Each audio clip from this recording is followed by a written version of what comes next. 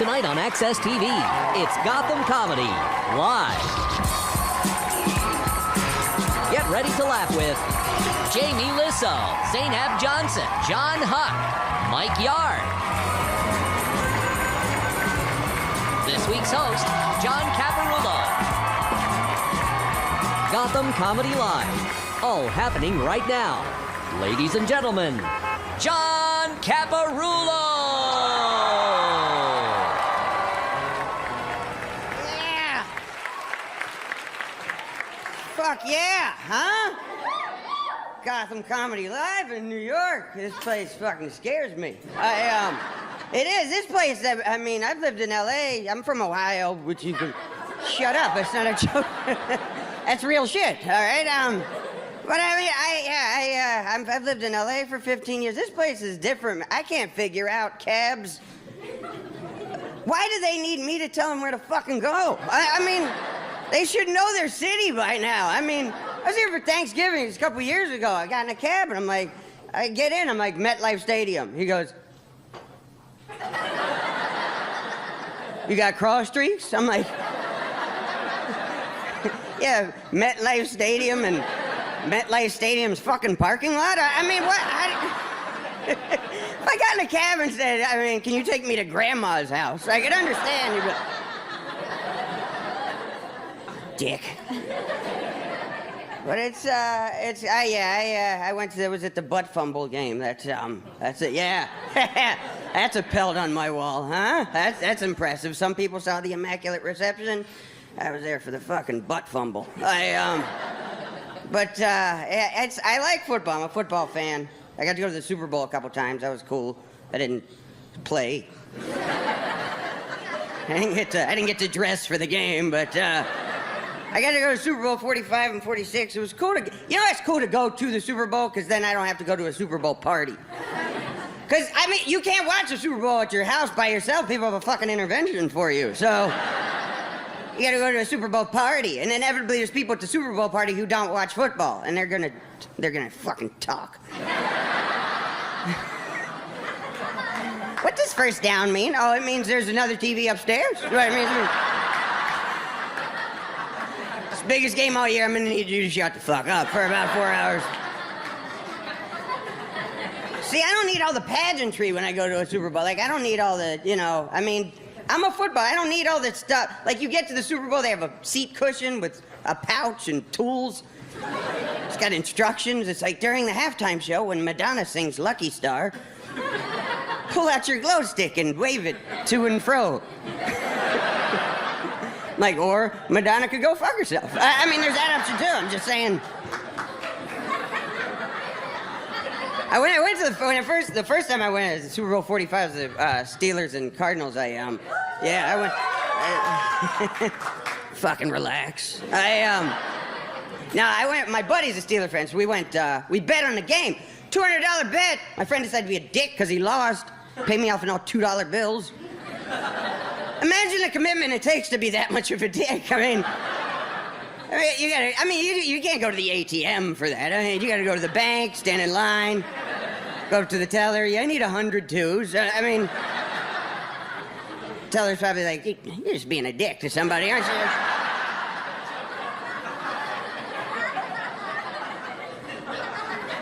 So I gotta spend 100 twos. That's not easy either. I mean, 'cause everywhere I go, I gotta pay with fucking twos.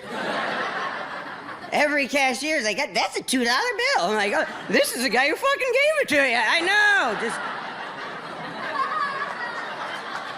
One cashier actually did the light test on him. Just... Like I'm counterfeiting fucking twos, really? I mean...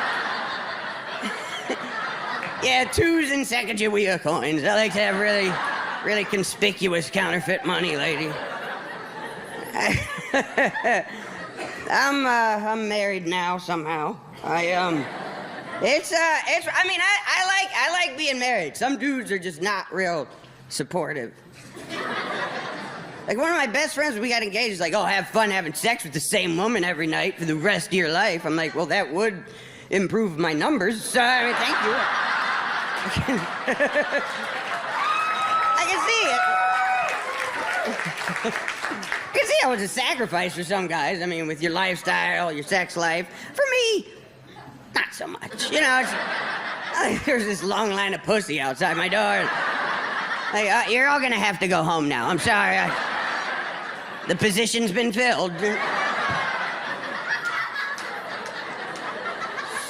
Pretty much a productive move for me. I mean, but yeah, we got married. We've been married 2 years. She wants to have kids. I guess we're trying. I'm just doing the same shit. Really, I didn't really adjust my swing on that at all. Less cleanup now, I guess, is too far. But I mean, it's I mean, I don't know, at this point, I'm still just getting used to her. We're both dog people, that's good. I mean, I'm trying to convince her, like, hey, dogs are kind of cool too, you know? And by the time they get to be teenagers, they fucking die. I mean, there's that. But yeah, I couldn't imagine being with somebody who doesn't like dogs. Like, I went out with this girl a few years ago. I didn't know she didn't like dogs, so she came over. She's horrified. Ew. You let your dog lick your face? I'm like, yeah, I know him. It's not gonna go any further than this. I mean, but he licks his butt. Well, not recently. It's kind of like the 5-second rule. Like, I don't let him go straight from his mud hole to my face. I like catch him licking his butt. Like, oh, hey, when you're done there, hook me up immediately.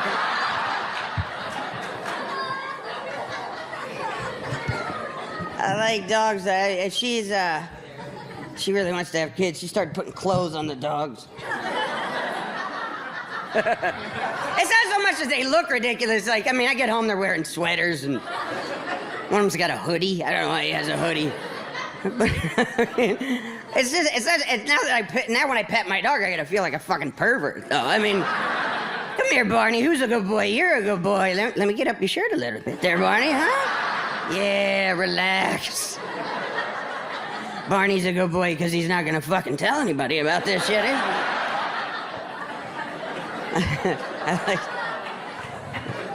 he? It's being married's different. There's now, you know, she tries to get me to eat healthier. She shops at Whole Foods. It's fucking hippie. I've been there once. Myself. I did like 3 laps with an empty basket and left. I was mad. I'm like, how are you people still in business? I mean, like, this lady's like, can I help you find something? I'm like, yes, something I'd fucking recognize. It'd be fantastic. Yeah.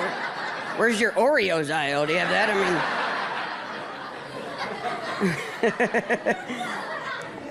I like the regular grocery store, the normal, you know, the one that's got big signs and just comfort food, and it's killing me.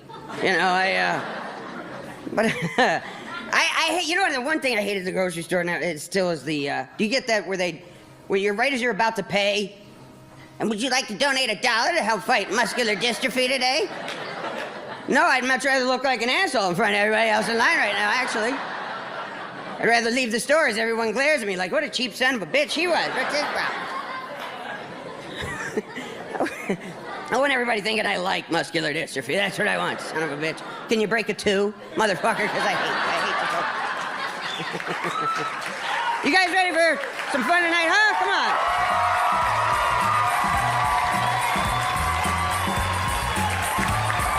Stay tuned for more laughs on Access TV, live from the Gotham Comedy Club in New York City. Jamie Lissow is taking the stage when we return.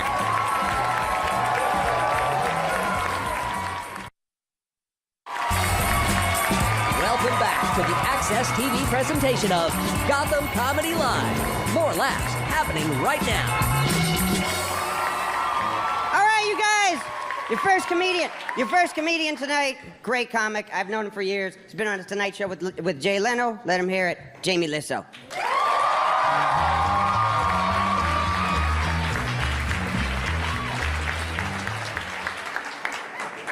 Thank you guys so much, man. This is, thanks everybody for coming. If you guys hadn't come, this would be fucking weird. I love this club, man. It's got such a great view.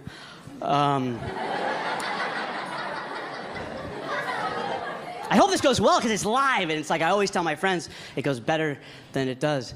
I was like, holy fucking proof out there. Oh my goodness. This is weird. The other day I noticed if you watch all the Harry Potter movies back to back in order and really pay close attention, you're a fucking loser.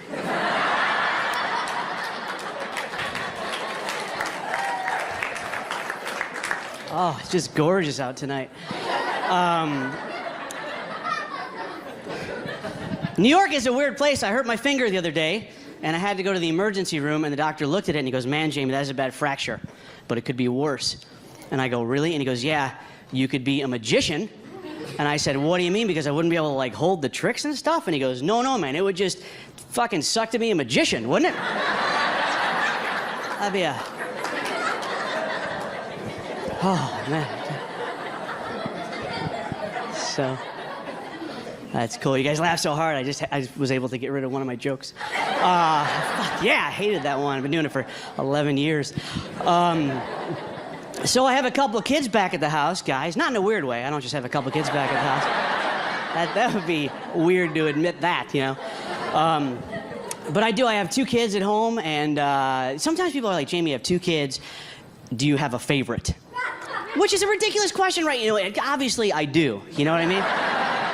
But I would never say anything, you know, because it's weird, because it's my neighbor's kid. Oh my God, you guys, this kid is so cute. I have a picture of him in my wallet.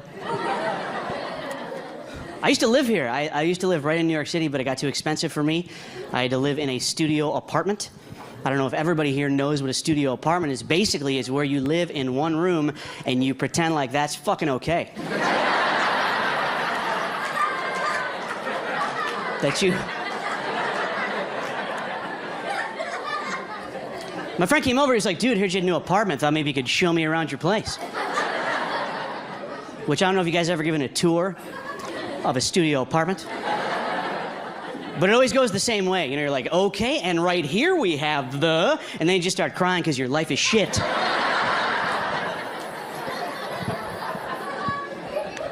My friend goes, Jamie, you should put up a mirror on the wall. A giant mirror, and it'll make it look bigger. So I tried it, guys. I put up a giant mirror on the wall, and then it looked like there were 2 guys living in shitty apartments.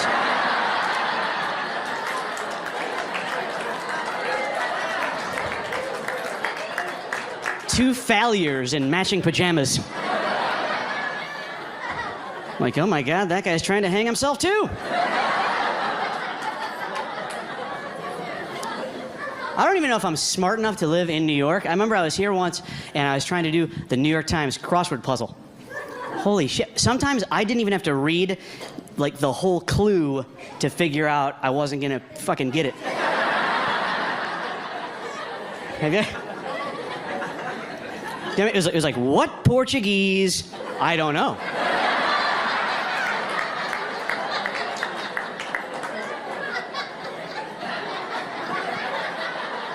I don't think I know one Portuguese thing. I wouldn't be able to get that one if you let me write the rest of the question.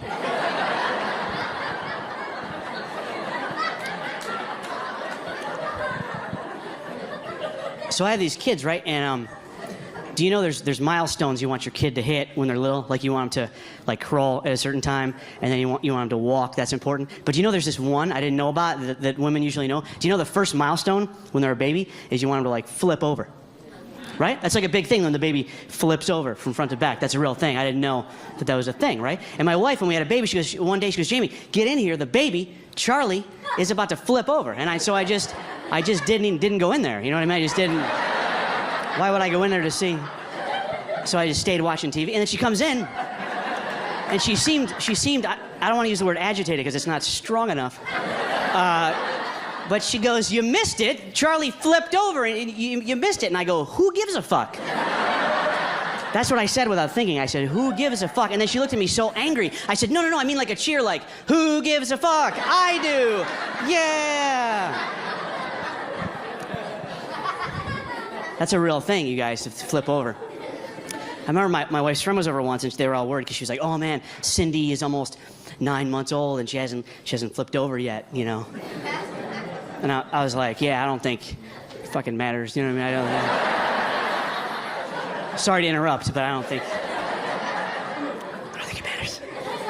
And she was like, well, how do you know? And I go, no, I'm just saying Cindy, you know, she might not be doing it now, but she'll be fine. She'll be fine. But she says to me, and she goes, well, how do you know? You're not a doctor. And I go, well, here's how I know. All of us in this room, you know, we don't like know someone at work that can't fucking flip over. Do you know what I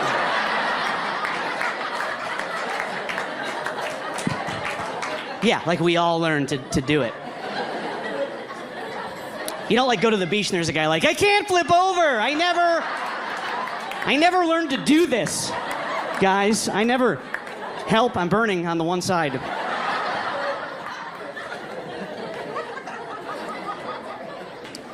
It's weird having a little girl, too, because there's going to be talks we're going to have and stuff. There's boys are going to come over. She's going to get, you know, tits or whatever. And you're not I probably won't use the word tits, you know, but it's... But what I thought was, I was thinking a great idea would be to just teach my daughter to give the best hand job in the world. And, well, no, like I wouldn't teach... Hold on, hear me out here, guys.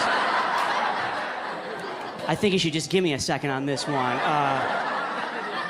Well, all I'm saying is a hand job, think of all the good things that come from a hand job, okay? There's no baby. That's why they call that a happy ending, because there's no baby. And there's no diseases. Okay. Listen, guys, I'm just saying that I don't want my daughter to end up on one of those MTV shows, you know what I mean? There's no MTV show called 16 with cum on my hand, you know what I mean? There's no...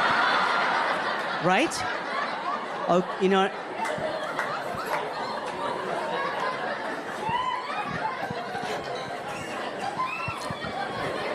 It's cool, it's live, because I couldn't even edit that out if they want.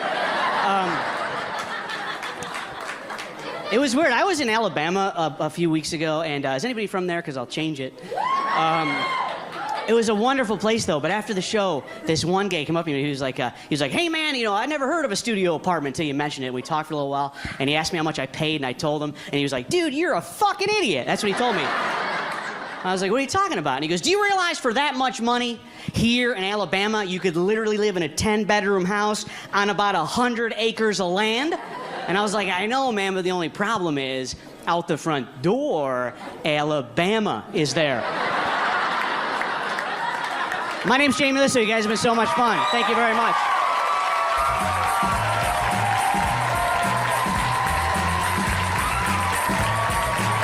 Stay tuned for more laughs on Access TV, live from the Gotham Comedy Club in New York City. Zainab Johnson is taking the stage when we return.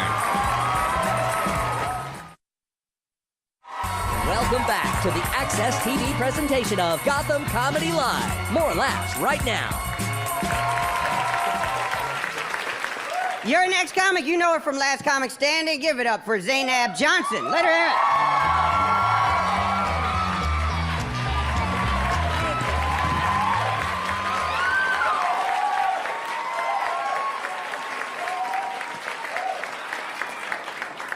it. You stared at me like you didn't know what was gonna happen. Are you okay? She's like, is it really her? It's me. You wanna? Yeah, you just made me feel famous. Hey. So, I appreciate that.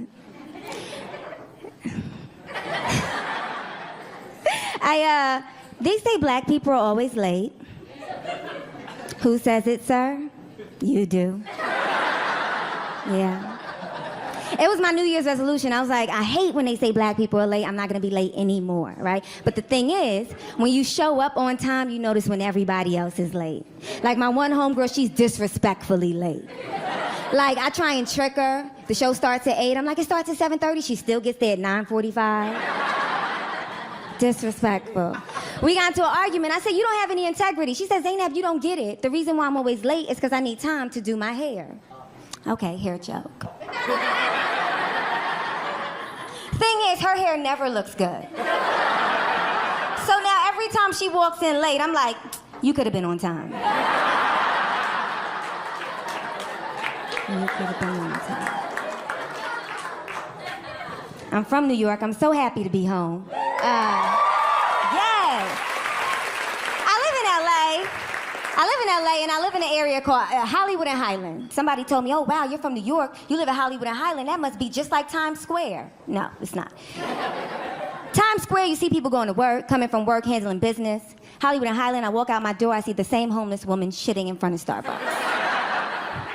Every single day, I think that's the way she communicates. And I'm a little bit envious because every time I see her, I'm like, how are you getting so much waste? I have to drink a kale smoothie every morning. But you, seemingly with nothing, are shitting effortlessly.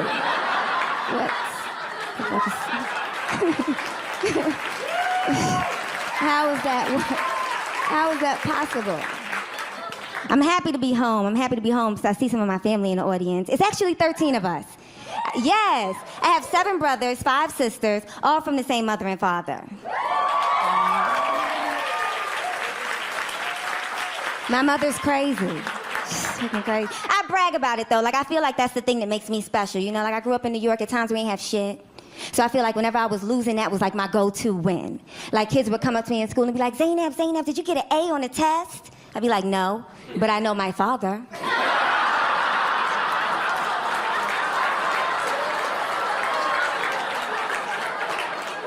I come from a 2-parent home. What are the odds? When I played sports, if ever I lost, the other team would be like, we won, that's why we won. I'd be like, you won today, but who's winning the custody battle between your parents? You might have to change school districts. I want to be married. I really want to be married. I think marriage is great. I came from parents that are married, grandparents that are married. I feel the pressure, though, to marry a black guy. Besides the obvious reasons, like I'm black. But of 13 of us, 6 are married. Of those 6, nobody has married a black person, not one. Like, we were so happy when my brother started dating a black girl, we didn't care he was cheating on his wife.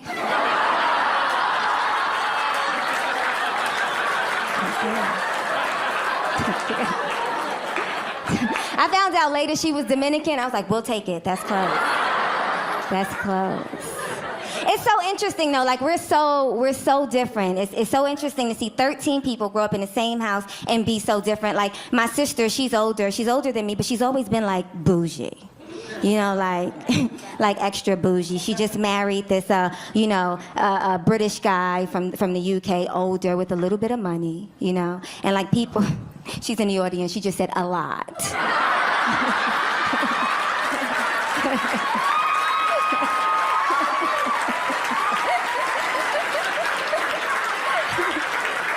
Just to prove her bouginess.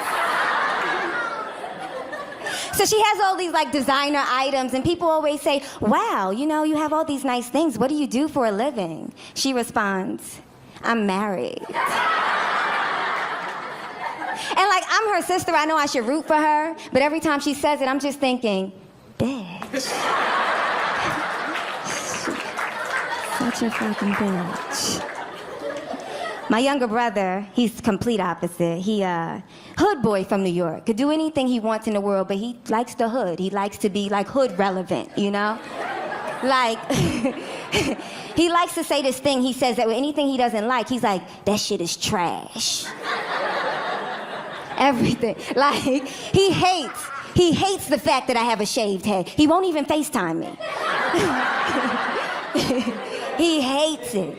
He says every time he sees me, he says, Zainab, man, that shaved head, that shit trash. That shit. But he says it like he cares about that shit trash. And he always follows it with, that's a fact. Like, it's not my opinion. You know, he says it like, Wikipedia, check it. Like,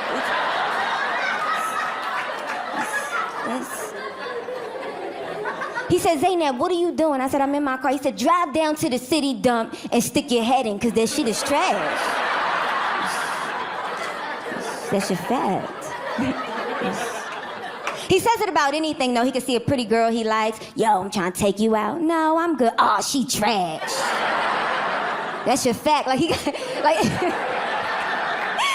to tell all the guys that's going to try and holler at her, nah, she trash. That's a fact. She be wearing lip gloss. Like, Any anything. I'm like, yo, Ab, you want a banana? Nah, bananas is trash. They got too much potassium, that's a fact. My little sister, she had a baby. We go to see the baby. Newborn baby, we're saying everything you say about a newborn baby, right? Oh, the baby's cute. Oh, wow, he looks like you. Oh, my God, you pushed out a 9-pound baby? My little brother walks in the room. Oh, that baby trash. That's your fact. He pointed at it like it was a crime scene. That's your fact. I said, you can't call a baby trash. He said, man, he trash, his pop's trash, that baby trash. That's your fact. He was the first person that had the baby's picture screen saved in his phone. I said, I thought you said the baby was trash. He was like, that's my nigga, though. It's the most inappropriate baby conversation I've ever heard. He hit me on Facebook the other day, and I wish that it was a private message, but it was on my wall. And it read, Zainab, grow your fucking hair back. You got people thinking something is wrong with you. For real, grow your shit back.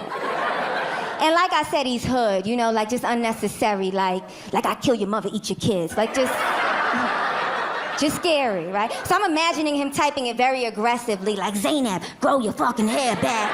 I don't know why I feel like hood boys can only type with one finger. Y-O. Where the fuck is the U? Where the fuck is the U? That shit trash. I'm Zainab, y'all. Thank you.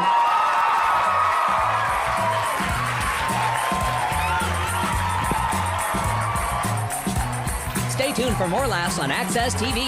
Live from the Gotham Comedy Club in New York City. John Huck is taking the stage when we return.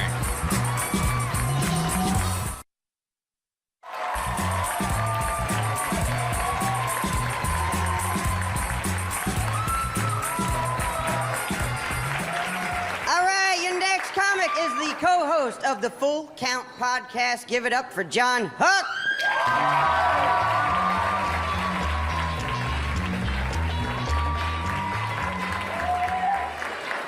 How is everybody? Ah, that's nice. You seem like a great crowd. Let me leave you with this. I was driving the other day, I saw a bumper sticker. It said, give kids hugs, not drugs. My first thought was, yeah, that's a good idea. My immediate follow-up thought was, I'm probably getting the same amount of prison time for doing either one of those things.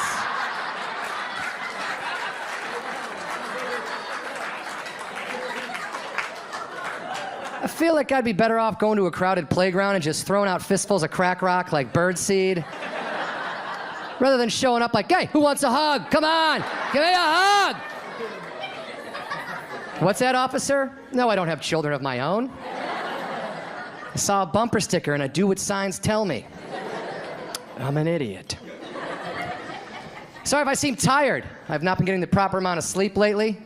Where I live, the communal washer and dryer to my entire apartment complex backs up to my living room wall.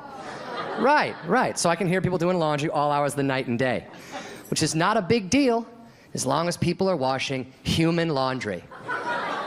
Shirts, pants, socks, stuff like that. Got a new neighbor who doesn't understand that? Every other day, she's like, what? It's 3:30 in the morning. This is a perfect time to wash a load of zippers, nickels, and drill bits.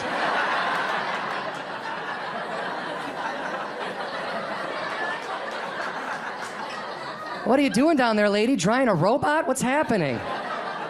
Oh, no. It's just my belt buckle collection. I've only got 2 more loads, spark plugs and old bike pedals.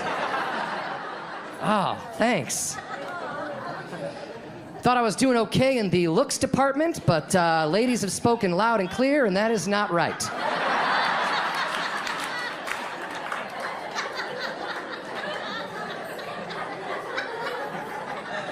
Was out at a bar, minding my own business, watching the TV, noticed 2 women on the other side of the bar staring at me, burning a hole in me.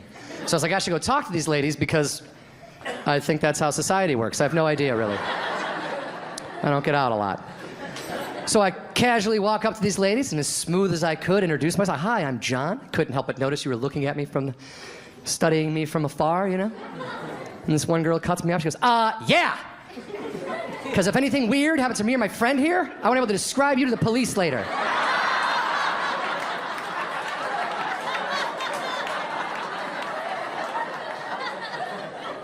Okay, have a nice evening. I'm gonna go back to my seat. Walking home that same night, head down, super bummed out about how that went.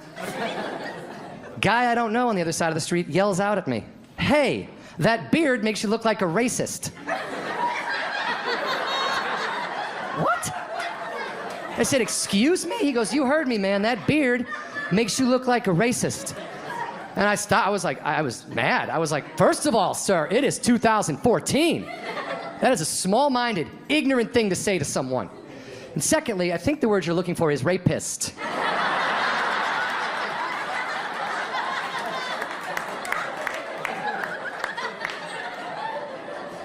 It's a P, moron. It's a P.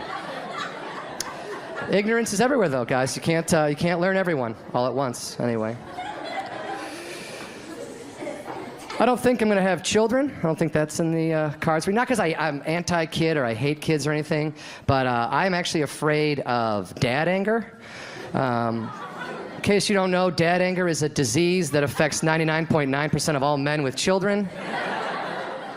And I've seen it firsthand, and I don't want it personally. I remember being 7 years old, looking into the kitchen of the house I grew up in, and I could see my dad in there. He was getting into a fight, a physical altercation with a piece of individually wrapped American cheese. And it was just getting worse and worse. He was like, "Oh, fucking cheese. God damn it, cheese, cheese." He rips it in half, throws it on the ground, storms out of the kitchen. I'm 7. I'm like, "Oh my God, he hates cheese. I don't want to be an adult if I can't love cheese. That looks awful." As I got older, though, I realized that wasn't about cheese at all. That piece of cheese represented my father's dreams.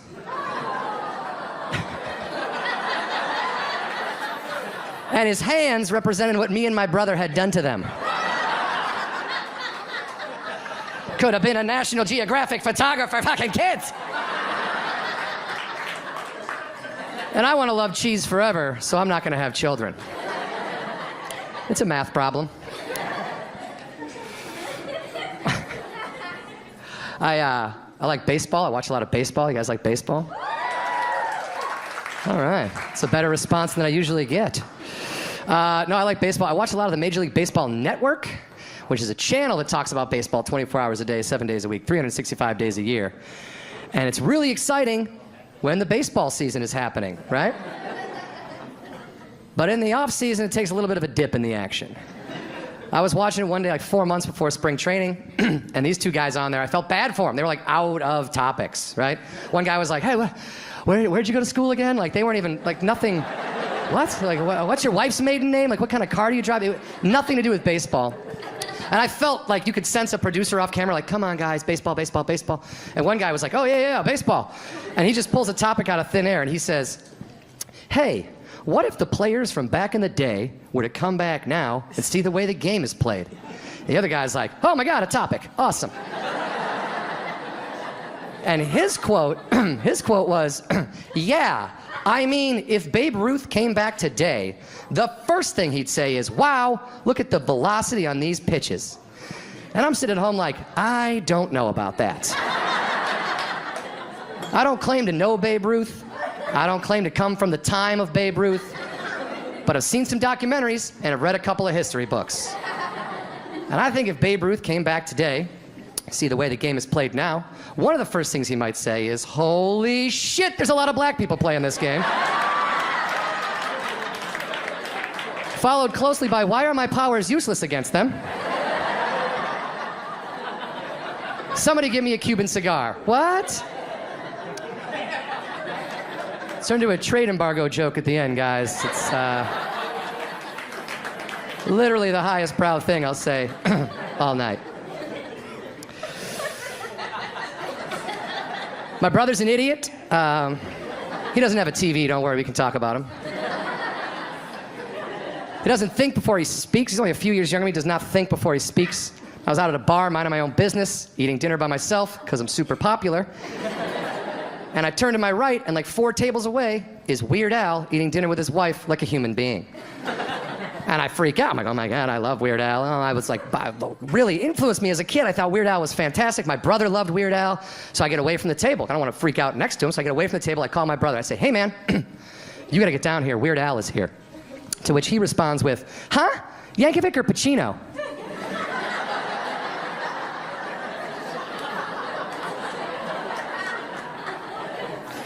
Yeah, dude, Weird Al Pacino is down here.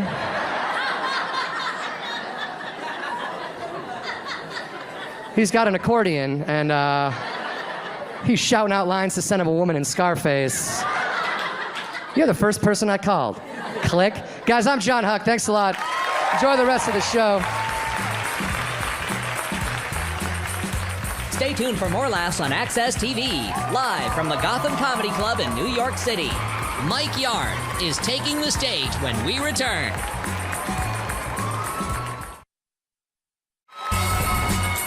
Welcome back to the Access TV presentation of Gotham Comedy Live. More laughs happening right now.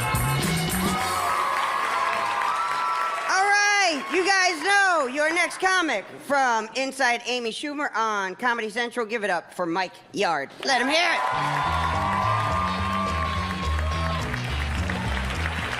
Hey, what's up? All right, that was kind of whack. Thank you. 40,000 people in here, but you're the only one. I appreciate that. I don't blame y'all. I don't want to be here either.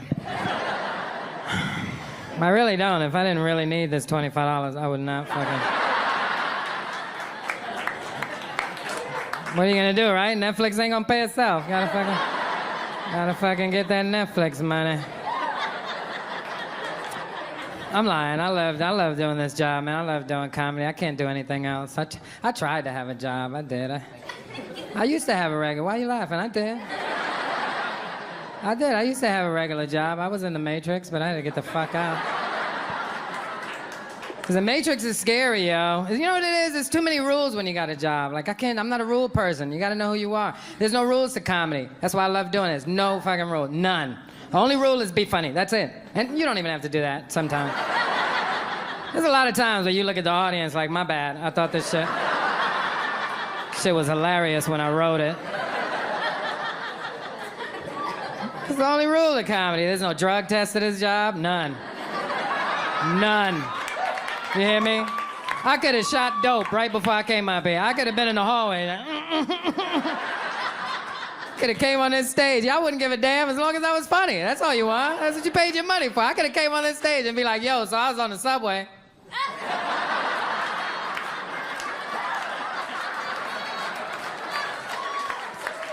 I'd be like, that heroin addict was hilarious.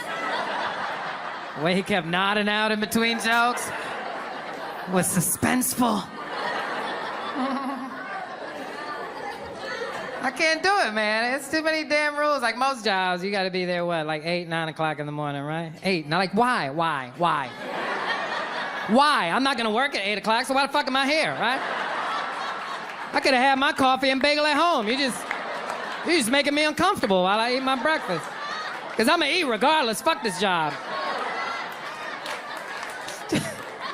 8, 9, that's too early. And then they want you there for 8 hours, minimum. Most people do more than that, but minimum 8 hours. Like, what? 8 hours? What the fuck? Like, what are we doing here that gotta take 8 hours to finish? Like, what are we, saving the world here at Staples? What the fuck is really going on?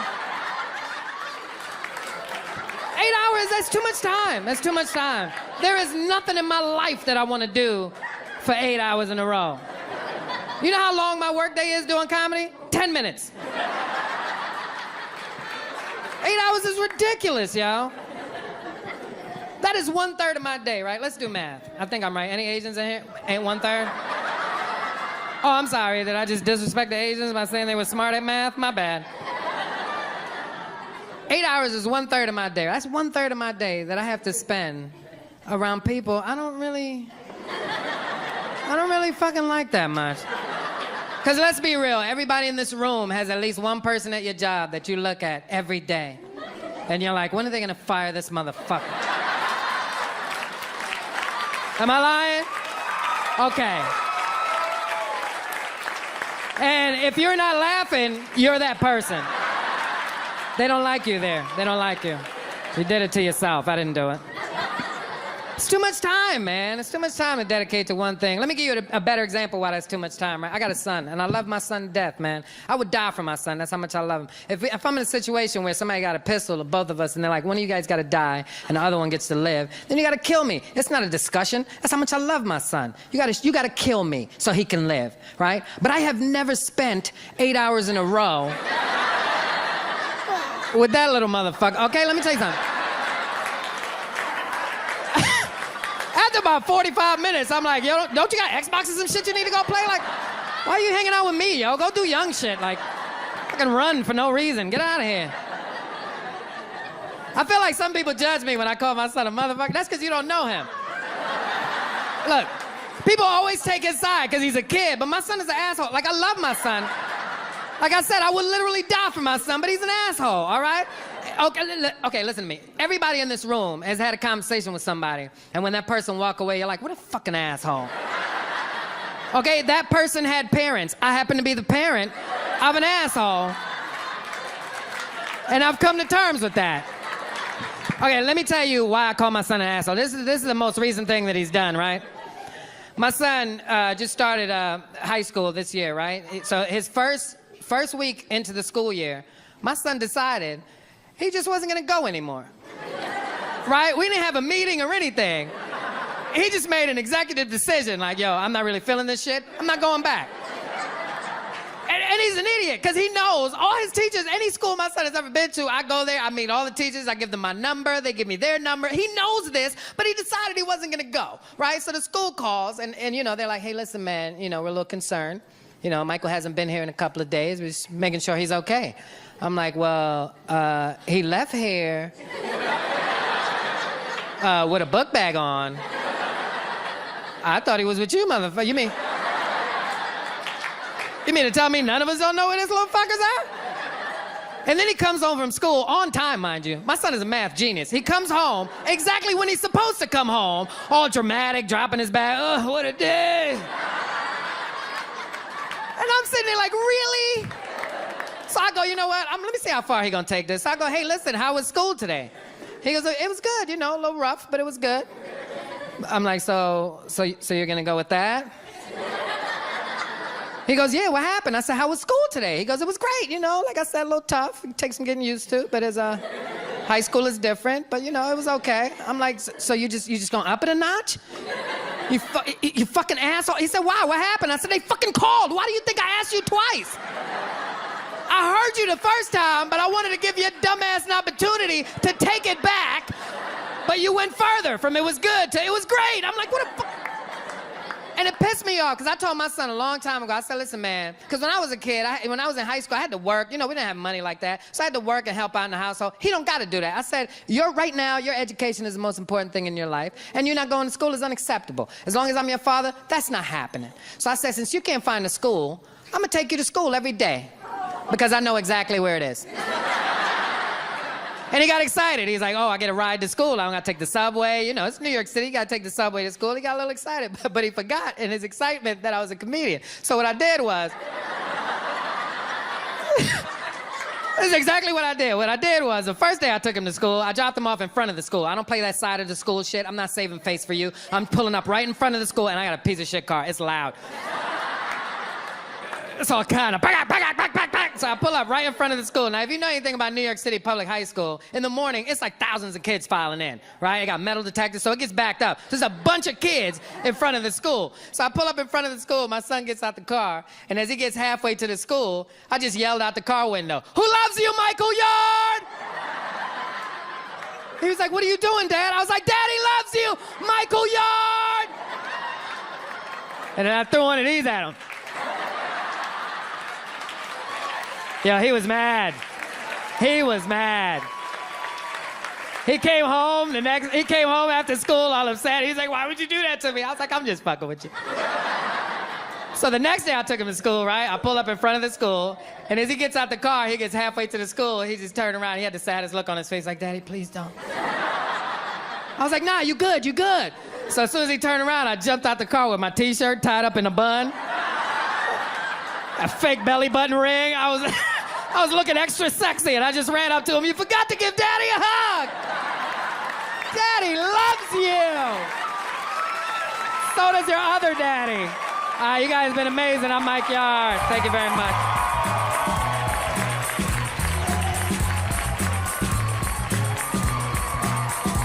Stay tuned for more laughs on Access TV, live from the Gotham Comedy Club in New York City.